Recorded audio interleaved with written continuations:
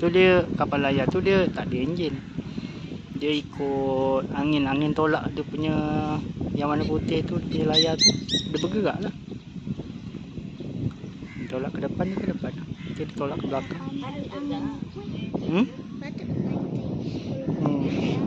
Sebab tu dia boleh main dekat situ.